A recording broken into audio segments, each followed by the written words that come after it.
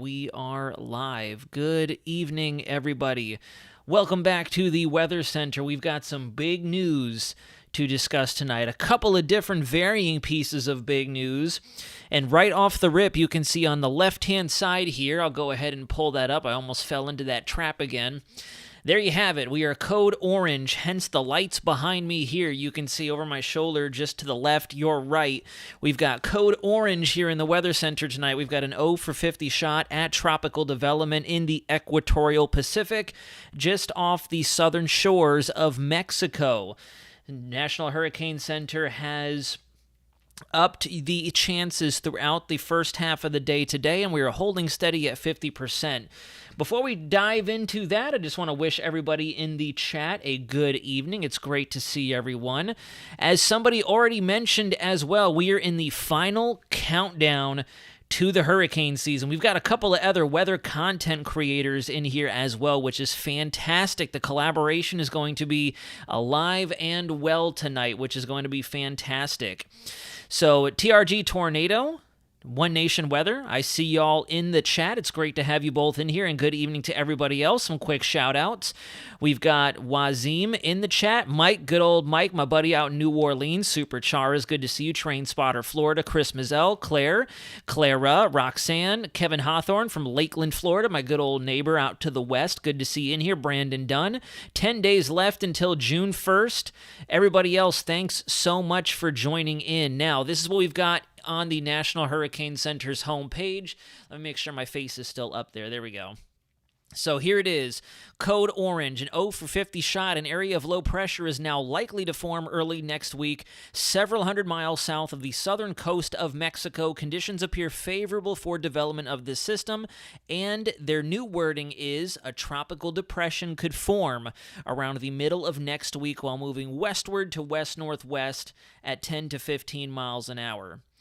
So, truthfully, I'm on board with this. All of our models are just about in unanimous agreement that we are probably going to get some sort of a tropical cyclone out there. It would make sense. We have the upper level dynamics in play for that type of scenario to unfold, and we also have the anticyclone that is still more or less parked over the western half of the Gulf at this point, continuing to drive our temperatures up, but it is being bullied back towards the west, and I do think that is what is inevitably going to take what energy still manifests itself near Central America and pull it westward further into the eastern Pacific Basin. Now, one thing I will say right now is I don't anticipate this feature being very long-lived. If the trough doesn't immediately pull it up into Mexico, it's going to wander right into some very cold anomalies south of the Baja California Peninsula. I'll show you that when we get to the SST charts I have pulled up towards the back end of the brief. Train Spotter Florida, you said it perfectly. We are officially 10 days away and counting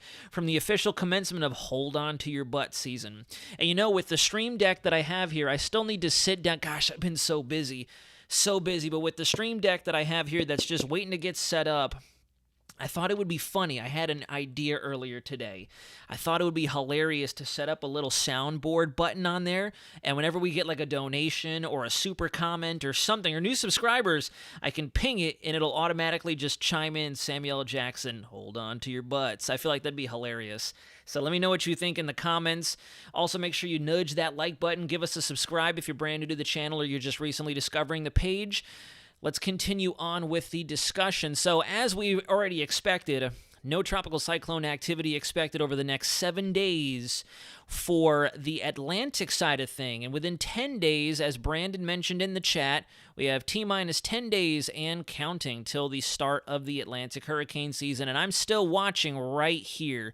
I'm going to be watching that like a hawk. I have been watching it, and slowly but surely, we're starting to get just a bit of a signal right around that same general time frame. If you're watching now for the first time tonight, I've been saying between about the 4th or the 5th of June till about the middle portions of the month, till about the 15th of June.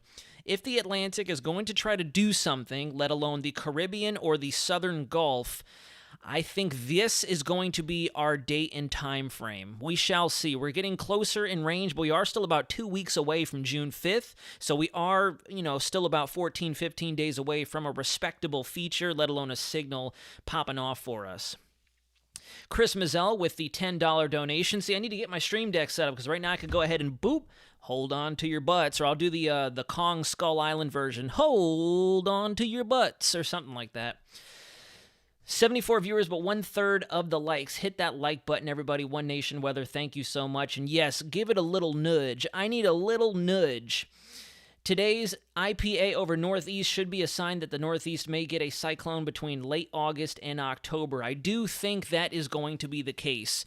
I was talking with Jonathan Kagas earlier today at News 6 while we were both working on hurricane packages for next week, and him and I are in full agreement that our hot zones are going to stay in effect. We're thinking eastern side of the Gulf, the mid-Atlantic through the east coast of Florida, and possibly all the way up into the New York area and further up the northeastern seaboard, maybe Atlantic Canada, especially given we are favoring that ENSO cool neutral. In fact, someone in the chat, please mention to me, did I brief you all on Tuesday about the sudden evolutions that we're starting to see in our ENSO forecasts? Because if I did, then we're not going to rehash that, but if I didn't, then we'll quickly touch upon that. Here's a lovely look at the Goes East full disk satellite, and you could start to see a little bit of activity out there in the equatorial Pacific, right along an extension of the monsoonal trough. Much of South America is fairly quiet, though, just the traditional garden variety thunderstorms happening over Colombia, Venezuela, parts of the Guianas further east you go, and then up extending into the southern Windward Islands. We got a little bit of a tail end of that shear that's helping to pull some of that moisture towards the north. Trinidad and Tobago looks like they're getting some showers as well. And then you got that good old stuff happening near Nicaragua, Honduras, Costa Rica, extending back over the mountains of southern Mexico. So not too much happening out there. We have some orographic thunderstorms as well firing over Cuba, Hispaniola. Looks like Jamaica towards the back end, or I should say the front end of the loop, had some stuff over the interior of the island there, but nothing of major concern. Looks like some possible severe weather also occurring along the dry line out there in Texas. And then we still have some action right along our ITCZ, a spot that we're going to be watching very closely. Matthew F150, good to see you, bro. Thanks for tuning in. I see you in the chat. It's great to have you with us, bringing back all the old faces, which is fantastic. It's great to see everybody. Now, here we go. Let's get into some of the big meat and potatoes here. This is the UK Met Office, their 2025 Atlantic hurricane season. They put tropical storm, but you know what I mean. The hurricane seasonal forecast for 2025, they are going for 16 named storms approximately, with the margin of error being as low as 9 or as high as 23. So that goes to show it's not necessarily them saying it could be below average, it could be hyperactive. No, what they're saying is we have a very dynamic pattern both within the ocean, both oceans, Atlantic and Pacific, to its entirety. So we're talking two huge basins here.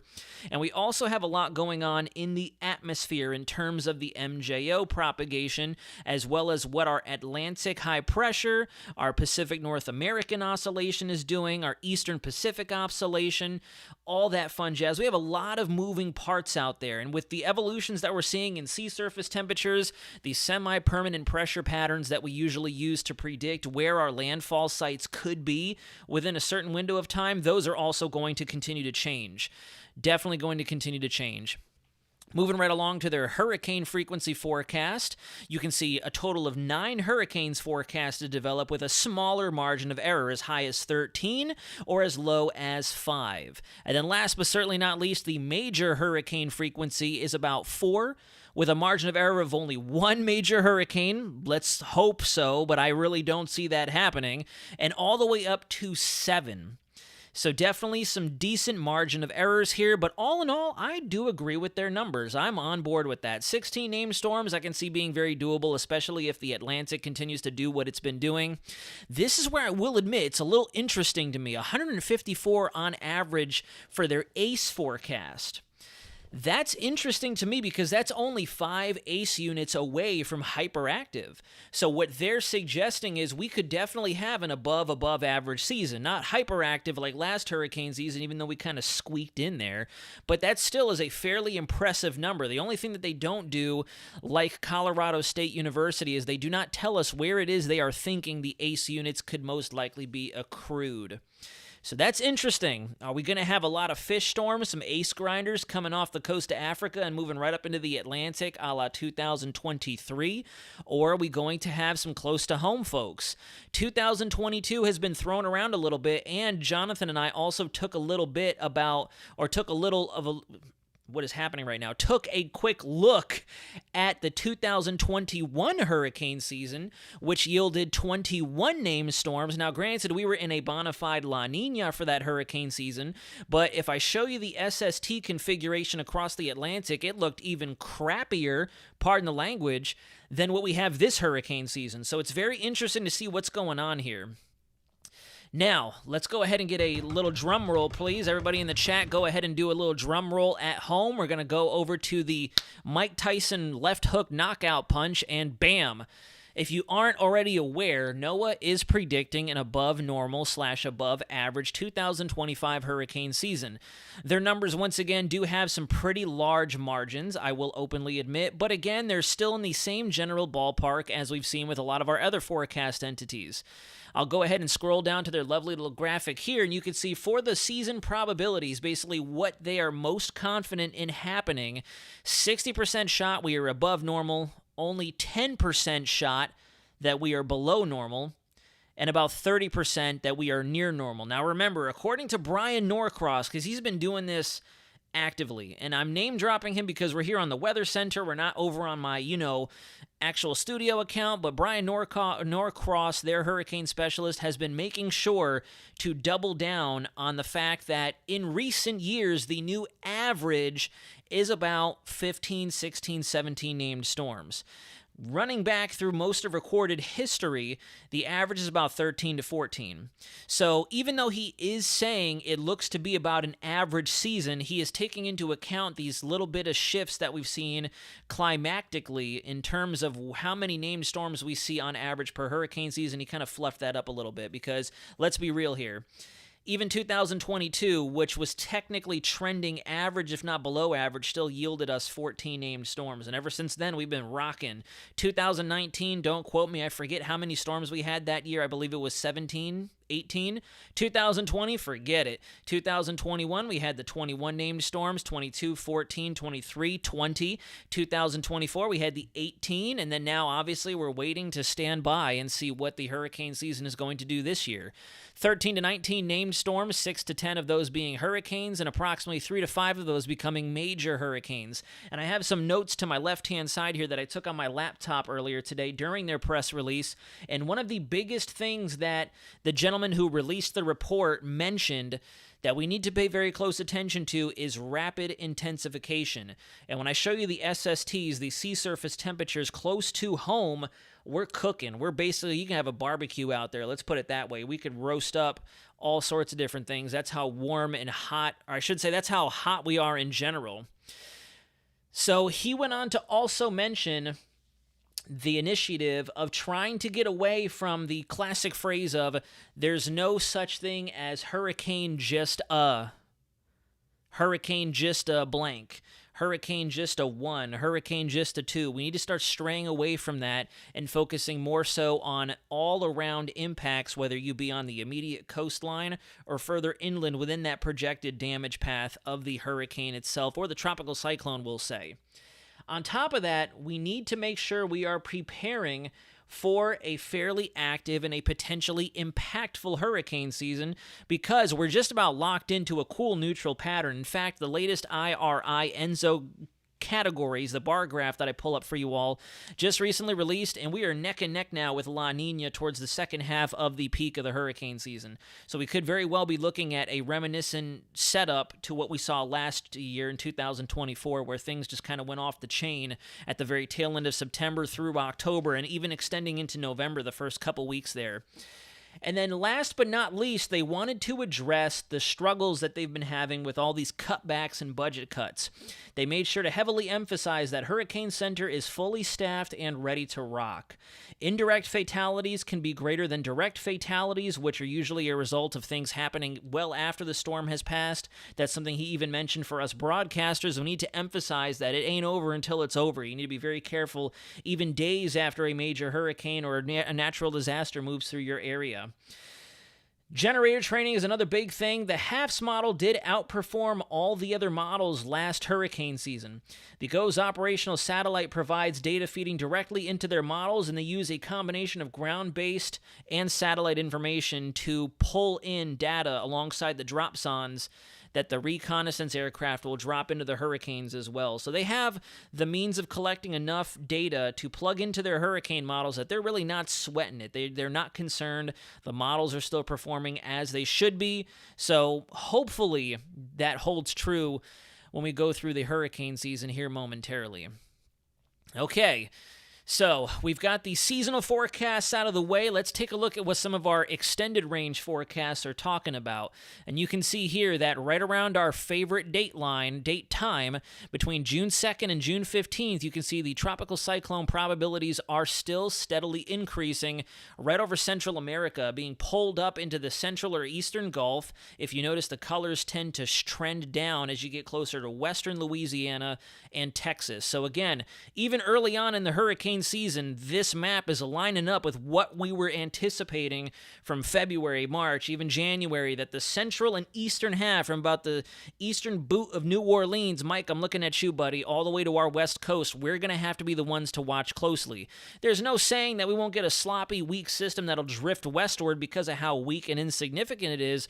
But if you look primarily in through these color shades, let me use a color that doesn't blend in with that.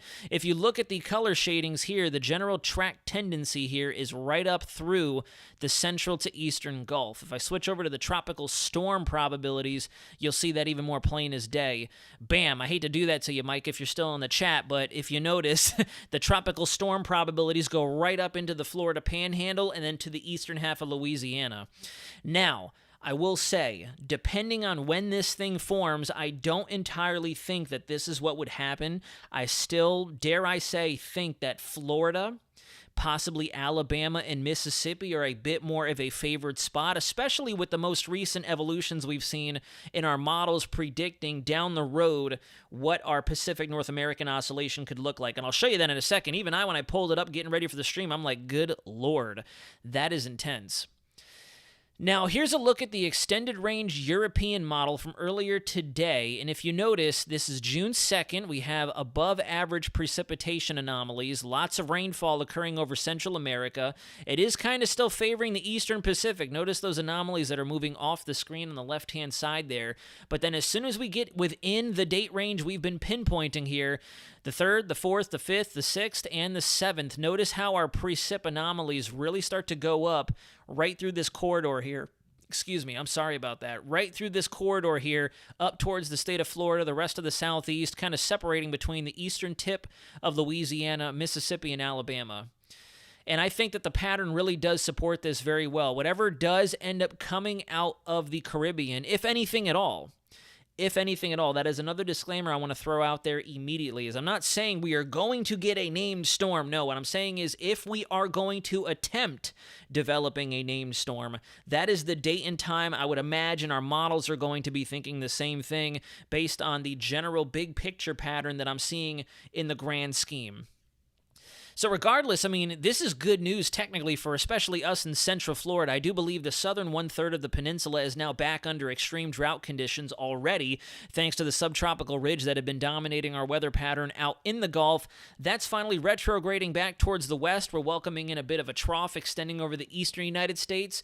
And you can see as we go beyond even the 15th, it isn't until about the 19th where our precip anomalies start to diminish. You can see right there as we get into the 20th, that feed of moisture begins to wane itself out, and then we're back to normal. So very interesting that the Euro weeklies are still picking up on a huge surge of rainfall, whether that come in the form of a sloppy tropical system or just a general kind of like a deluge of moisture coming up out of Central America thanks to that trough that's going to be parked over the eastern U.S. Another thing that I'm noticing is the CFS is beginning to trend towards not only a more active June, but a way more active July, believe it or not, which low-key scares me because I'm supposed to go to Norfolk in July. I'm like, did I just shoot myself in the foot? And August. I'll show you that right now. So this is going to be the precipitation anomalies from a weekly standpoint just to see what's happening in the next several weeks. So you see this ending on the 28th of May. We're going to the 29th, the 30th, the 31st, and then into the first half of June, and then take a look at that. Above average precip anomalies, lots of rainfall expected to lift up towards the southeast United States, and this is valid from the 2nd of June to the 7th of June. You go a little beyond that, and you can see we are still seeing that consistent feed of moisture from Central America with a fairly robust-looking MDR out here, lifting right up in towards the Windward and Leeward Islands. So the Lesser Antilles, Mr. Man JJ, if you're still in the chat, you guys might be seeing an increase in your rain chances to extend all the way up to the U.S., British Virgin Islands, Puerto Rico, and even parts of Haiti and Dominican Republic. So it's definitely something that all the models are unanimously agreeing on, that we are going to see a bit of a more aggressive rainy pattern for Central America lifting up into our neck of the woods in the United States.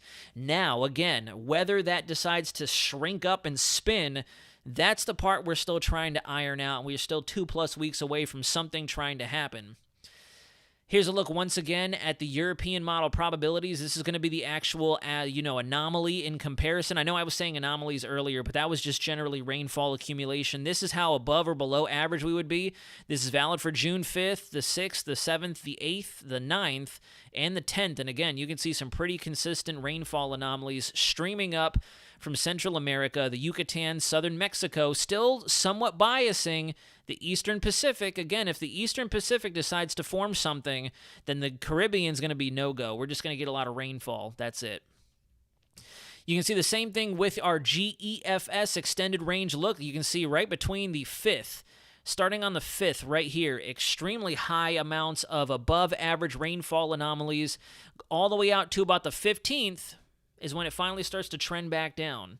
So a very interesting look here. Now, here is a look at the latest information on the PNA.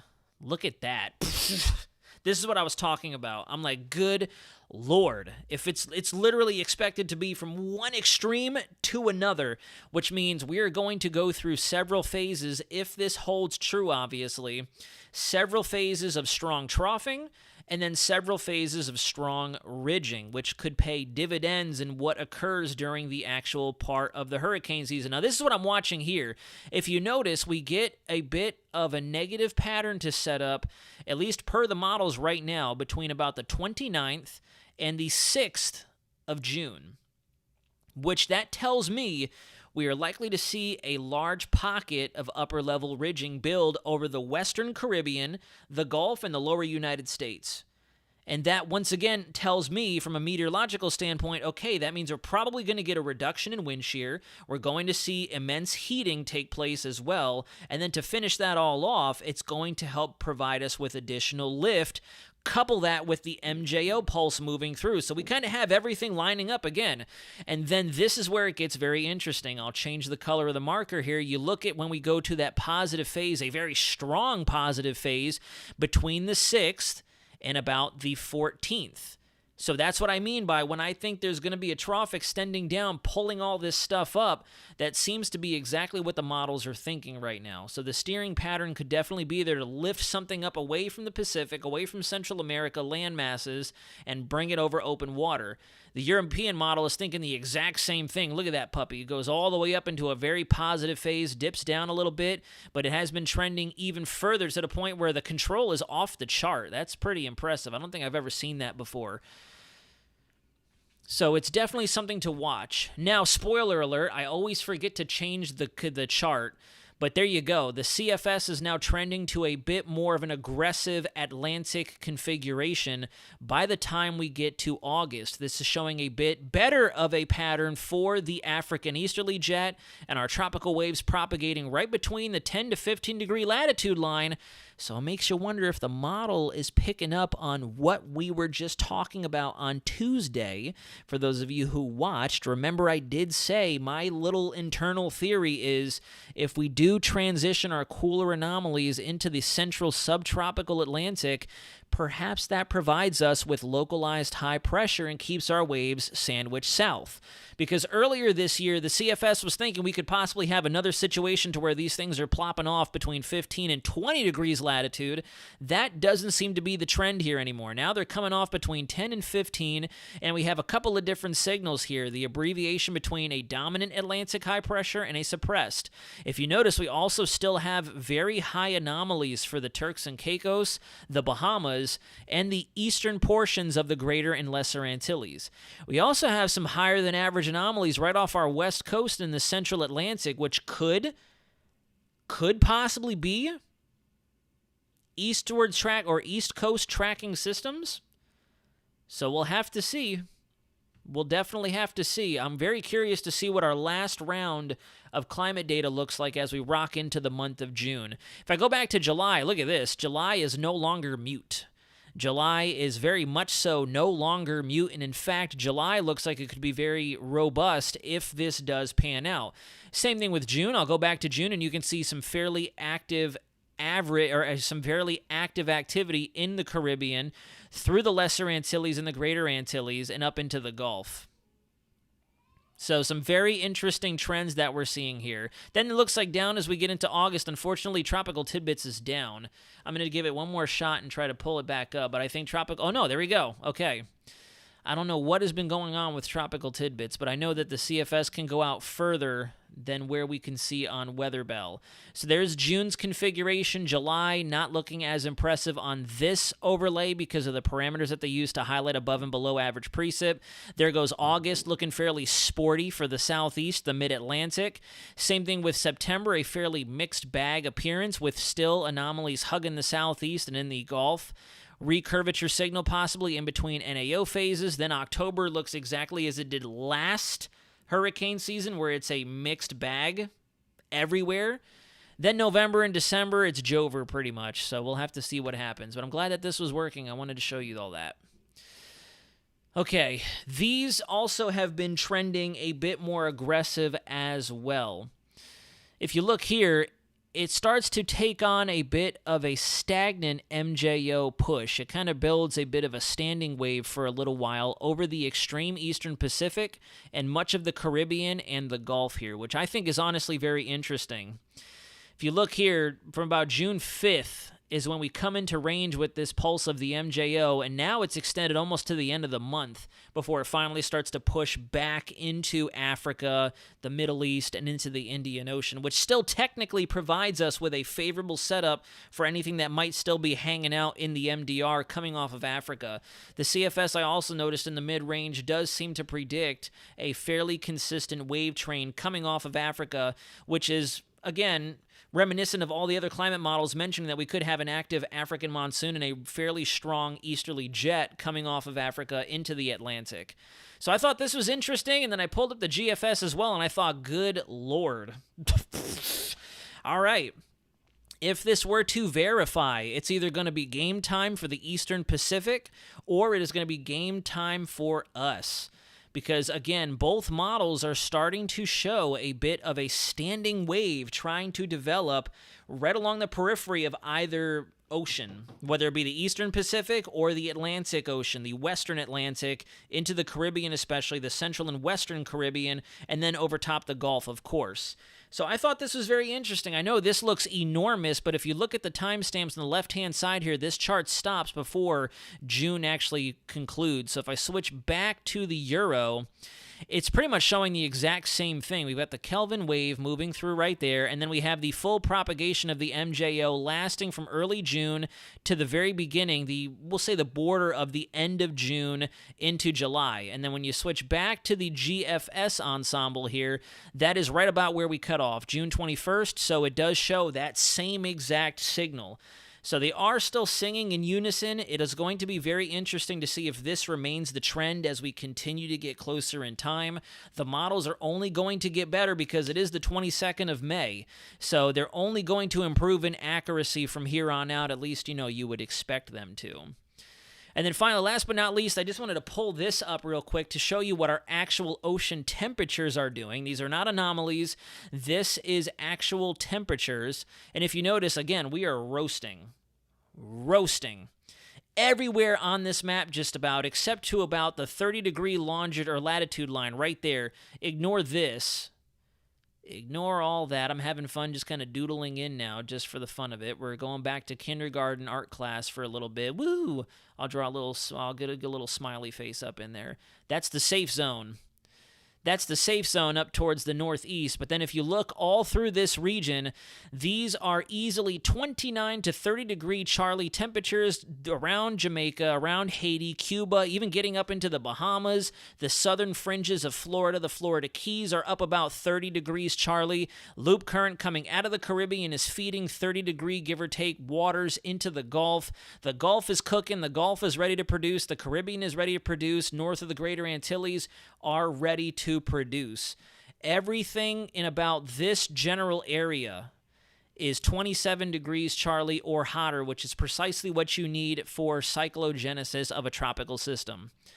So that's impressive. That upper ridge did a really good job of really warming everything up, which is exactly what we figured it was going to do. That's exactly what I wrote about over on clickorlando.com. I'd mentioned how that ridge being parked over us for about 5 to 7 days is really going to supercharge these water temperatures. So now we are ready to rock and roll. In fact, since Tidbits is up, I'll pull up the actual water temperatures on here so we can see the numbers. And there you go. Voila. Everything is ready to go. 27 degrees Charlie is what you need, statistically speaking, for development of tropical systems, pending everything else, of course, throughout the atmospheric column is good to go. And you can see here, bam, ready to rock. Shelf waters right off our west coast of Florida and down off the southeast coast of Miami, Homestead, are about 28 to 29 degrees Charlie. So as mentioned earlier in the chat, that becomes very dangerous because we're at the point in the year where these water temperatures are really not going to go anywhere. They're really not going to go anywhere. Yeah, we could get some ebbing and flowing depending on what our trade winds do in the Caribbean. The eastern side of the Caribbean Sea may start to wind down a little bit if we do get 30, 40 knots of wind out of the east in the mid-levels.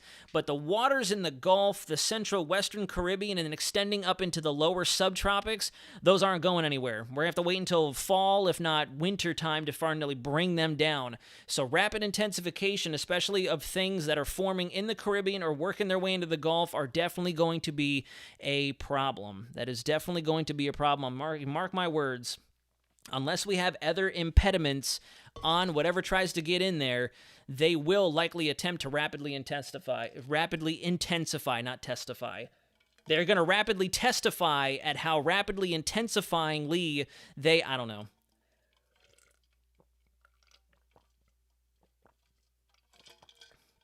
Brandon Dunn, that's an excellent question, actually. Could this mean a storm or two forms in the tropical Atlantic in June for the third consecutive year? I'd be surprised if it did. Thought conditions weren't that favorable like the past 2 years. To tell you the truth, I could definitely see it developing, but beyond about, I would say, the 50-55 degree longitude line. I don't think we're going to have anything like 2023 where we already get those infamous blips right off the African coast. But I can foresee, if other parameters line up okay, things forming from about here and further on. Kind of like what Beryl did last year, to tell you the truth. What Beryl did last year. It started to kind of show itself in through this general area of the central MDR, and then by the time it crossed over about that 50 longitude line, we were off to the races. Tropical storm, then hurricane, and then we went Cat 5 just before the Windward Islands. Now, here is a quick look at the actual SST anomalies, and I want to show you a bit of the progression here. So first off, I want to go back to 2021. Look at how garbage the Atlantic looked in 2021. That's why I really need folks to stop talking so much smack about how, quote, cool the MDR is. Because if you look at 2021, we have cool anomalies. This is the 14th of August. We're getting into the peak of the hurricane season. We still have cool anomalies all through the tropics, extending all the way through from here to here. We have cool anomalies all the way through there. If I fast forward right to the end of the loop, bam, you can see we are starting to get a bit more of that favorable configuration. Extremely warm anomalies up towards the northeast, feeding into the easterly or the eastern Canary current around our North Atlantic gyre, going right into the main development region, and we are slowly but surely nudging these cooler anomalies directly into the central Atlantic. We are well above average on the western side of the Atlantic, so truthfully, yeah, we're going to have to really watch this closely. If I go back to, we'll say, January into February, this here, I will openly admit, is a very trash signal right there. That is a very poor signal. This here suggests we've got cooking waters in the Western Caribbean and the Gulf. The subtropics are going to dominate in terms of rising motions. We don't have the northeast or the northwest loaded up for any reason, and the actual tongue of where these tropical waves would plop off are below average. But again, fast forward and bloop, we are quickly changing the script. So we're going to have to continue to watch this. Right now, to tell you the truth, between now and I would say maybe the back half of July, we're still going to just continue to watch this. Because kind of like what Brandon was saying in the chat, I am not expecting a ton of MDR activity between June and July. I'm really not. It's never climatologically happened. Again, at the back of my mind, after the lessons we learned last year, I naturally keep that 10-15% shot of at least keeping my eyes open and exploring it. But as far as what I'm genuinely anticipating, I cannot see waves coming off of Africa and consistently trying to do something with themselves. We are still going to be in the peak of Saharan dust season, so naturally that's going to be a limiting factor. We'll have to see how much of that holds true through June and especially July. Some of our climate models are suggesting we could be a bit more moist through the month of June and July, so it's kind of a toss-up. It's kind of a toss-up. But that gives us an opportunity to continue to monitor trends as we go through June and July. And then by August, as we get ready to ascend towards the peak of the climatological hurricane season, then we'll know, all right, is it time to hold on to our butts or what is going to happen? And that's about it. That's all she wrote. So again, the status quo really hasn't changed too much. We're still going to continue to watch the Caribbean, Central America as we go through the first half of June. And then from there, we'll have to stand by and see what the rest of the Atlantic does. The water temperature anomalies are not going anywhere in the Caribbean or the Gulf just off our western coastline. I don't see that happening. Do not see that happening. Let's take a quick glance at the ocean heat content and look at that. Our ocean heat is getting cranking too. We've got plenty of OHC extending into the Gulf and throughout the entirety of the Caribbean. And that's what matters most. So once again, we could definitely see a little bit of action out in the MDR, but we might not start to see things get going until they've crossed that zero barrier threshold into the Eastern Caribbean, and then it's hold on to your butts time, because no matter who is where and what is where, somebody's going to have to receive the storm.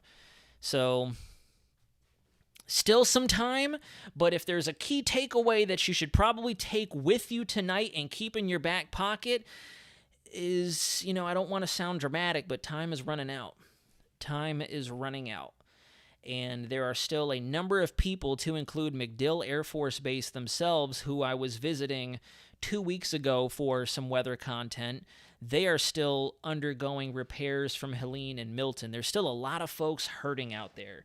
I'm not sure if Kevin is in the chat tonight. I haven't seen them in a while, but there's still a lot of folks hurting from the 2024 hurricane season, and that's kind of one of the key takeaways that I want to emphasize, and the rest of my team over at News 6 want to emphasize, is we're getting too close for comfort. We're getting way too close for comfort. There's still tarps on roofs around here. There was one day I was driving around just kind of taking pictures and videos to maybe try to produce a story off of it, just to, again, rehash the whole preparation standpoint, training for the hurricane season.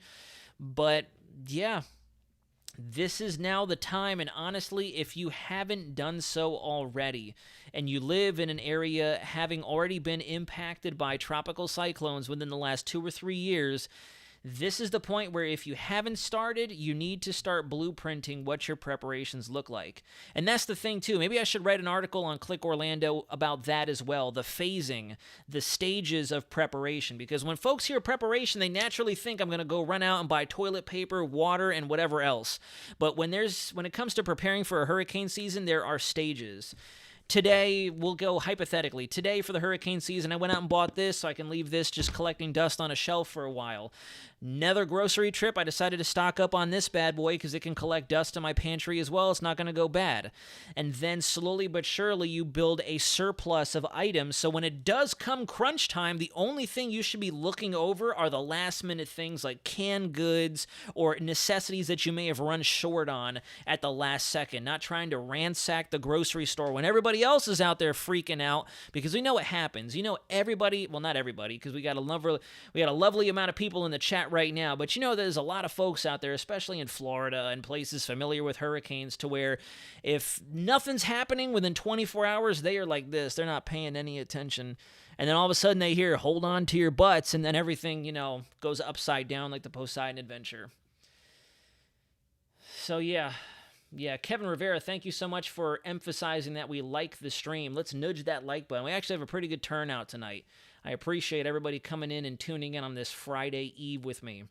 I'll go ahead and let you all know now for sure that Friday through Sunday, the family and I are all getting together. We're going out of town for the Memorial Day weekend. I am finally going to take a much-needed break. Even though I know I haven't been extremely consistent here on the Weather Center, we have been busting our booties at News 6, and I've had so many other things happening in the background in recent days, some of which that I can't disclose on the stream, but I am mentally worn out. And again, I do apologize because it sounds like I'm, oh, you're worn out from 2 live streams? No, I promise you, that's not it. There's a lot that has been happening in the background.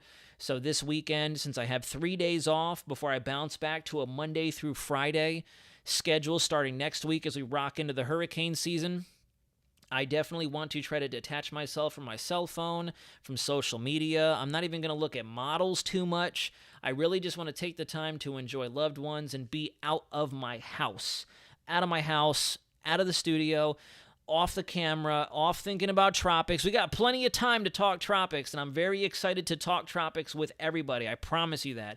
I just want to enjoy the weekend, that's all. So if you don't see very much from me, if you follow me on TikTok, Instagram, etc., here on YouTube, I promise you that as we get into next week, we're back. And now it's time to hit the gas pedal. That's why I told you. I'm going to give you 2 streams this week, and then next week we're going up to 3, and that's when the recurring tropical updates are going to rock and roll. You have my word. God is my witness. So, and Christina Estrada, you are definitely right. Some people don't have the finances to prepare for the season, so you know what? I'm going to write that down and possibly generate another web story. See what I mean? I'm over here talking about how I need to take a break. I need to slow down and stop working so hard. But then Christine goes and mentions something in the chat. I'm like, ooh, that's a good article. I can start doing some research on that. But no, for real. What if you don't have the means of prepping for hurricane season?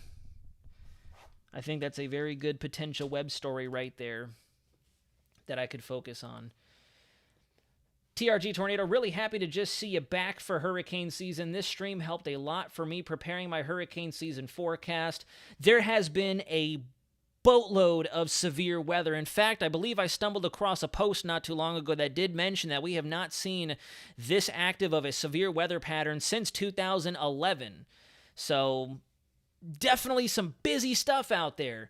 But I'm glad that I could help you with some of your hurricane season forecasting. Feel free to reach out to me offline or let me know when you're dropping your forecast so I can tune in, leave a comment, and show some support there. Same thing with you, One Nation Weather, if you are still in the chat. Silver Steel S, I believe I saw a donation from you as well, my friend. Yes, let me go back up. I did not ignore you, I promise. I was just very deep into the trenches, and that's why I was focused up. I didn't mean to ignore you, but again, a gracious thank you for the $10 donation. And I did see the Tornado Interceptor. They got smacked right upside the head by that mini vortice. landfall predictions haven't changed. And I'm not necessarily saying that they're predictions, but where I do think landfalls could be favored. And again, I'm low-key watching that stuff to our south through June extremely closely, because if we verify another long-range forecast like last hurricane season, and you all, whoever's brand new to the channel, you can go fact check me. I said in January, February, March, Florida's getting a hurricane in August. And that's exactly what happened. And this hurricane season, I feel like we will receive something in our vicinity very sloppy, not anything detrimental, big old rainmaker with a little bit of wind in it, and then later into the hurricane season is when the big one's going to come through. And then, yes, PM, in terms of the AccuWeather video, I just thought it was a little... I feel like, there's no time for that. I'm a big proponent for allowing my work to speak for me. When you have to sit there and air out your dirty laundry and let people know, oh yeah, we're amazing, we're the best, we're just, fantastic, we're so great at what we do. It's just like, I don't know. It's just like in any other niche or any other field. When you have to actively gloat to get people to notice you, it's probably because, they've taken some bruises and some black eyes in the past. It's like if I were here on the stream constantly saying, I'm so good, I did this, I did that, y'all probably get tired of me. I caveat that by saying I know I just said that last year we hit the nail on the head, but that only is because a lot of the big weather departments out there will say to people, there's absolutely zero skill in forecasting hurricane landfalls at X time, Y time, Z time, etc. When I feel like if you understand the patterns to an extent, you can take some risky swings. You could take some swings, and instead of bunting the baseball, you go for the outer field or you go for the fences. And, you're not always going to make it. I know I messed up a bunch last hurricane season. That's another thing, too. When you're open enough to admit when you make mistakes, that just makes you an even better person, in my opinion, a better forecaster. And I know that there were a lot of times where I dropped the bag last hurricane season, especially with how weird August and early September was. But then as soon as Helene and Milton started rocking, we were back. And by the way, thank you so much for the folks who are dropping such kind comments in here. I noticed Kevin Rivera out in Puerto Rico. I believe I saw a comment from you. There goes Ethan. Good to see Ethan. Ethan's been around. Mick and Marley as well. Hello there. A lot of folks who have been with me since 2023. Humble beginnings. Just made the DND, I guess. Howdy, y'alls. Mick and Marley, good to see you. Ethan's Life, we love you, Naz. Happy Memorial Day. Have a nice vacation. Mike out in New Orleans, no apology needed, bro. Take your mental break and let's get ready to rock for 6 months. Yes, ready to rock and roll. Stop working too hard. I need to learn how to do that, truthfully, and just back up. Mike, resubscribing here now. I love these updates. Thanks for resubscribing. It's good to have you back. Twilight Firefly 100, this is a much-deserved break for you, David. I know the 3 days are going to fly, so that's another reason why I want to make sure that I want to enjoy it as much as I can. Trainspotter Florida Naz, I can't say this enough. People should stop underestimating storms. I fully support you. Silver Steel S, I look forward to your streams always. And then Kevin Rivera, there you are. We love you, David. Thank you for everything you have done for us. Even for me, dealing with some health issues, seeing your live stream definitely makes my day better. And I can sincerely say thank you for passing that along to me, because I'll tell you, I've been battling with, just stress and struggles up here sometimes. In most recent days, I should say. Not sometimes, but most recently. So that means a lot. All you guys definitely, you motivate me to get back on camera every single day. You motivate me to get back in the models, back in the trenches, and keep doing what I love. No matter how ridiculous or how struggling it becomes or how much of a struggle it is. And with that being said, on that note, we're going to wrap up. So thank you all so much for watching this evening. We've had a wonderful crowd. You guys are always a fantastic audience. Please, if you have any additional questions, comments, or concerns, drop them in the comment section below upon the conclusion of this live stream. I will get back to you at my earliest convenience, hopefully within the next 12 hours or so, because then you're probably not going to get a response until late Sunday, if not Monday at the very latest. But then we'll be back in full swing come the new week, come our hurricane week over at News 6. If you haven't already, go check out News 6 WKMG. We're going to be rolling out all sorts of content next week, catered to the 2025 hurricane season. I myself am going to be pumping out article after after article once we get back into the trenches over in the studio and here in the Weather Center. So you're going to be able to find me somewhere. I will be somewhere giving you guys the information that you need, for sure. I don't think Texas is in trouble right now, Clara, at least as far as I can tell. I just found your channel after last hurricane season, and Brendan Dunn, I've seen you over on X2, I believe. So thanks for coming into the chat with us and talking tropics. We don't want you to have gray hair. No, I need to go get a haircut because my grays are coming in. I need to go get a haircut. I got to keep up with it because there's a couple little gray strands popping up. But all right, everybody, have a fantastic holiday weekend. If you're off tomorrow or off on Monday, do enjoy. If you've got good weather in your area, get out, have some fun, enjoy the tropics. I mean, technically, enjoy the tropics now while you can. Take a cruise, take a vacation, go out and enjoy before things start to get active, because when it does, I think we're going to be in for a few surprises, twists, and turns. But until next time, guys, nudge that like button, consider clicking subscribe, and we'll see you again very soon. Until then, this is, and I'm never going to get tired of saying this, Weather Center Nazario, signing out.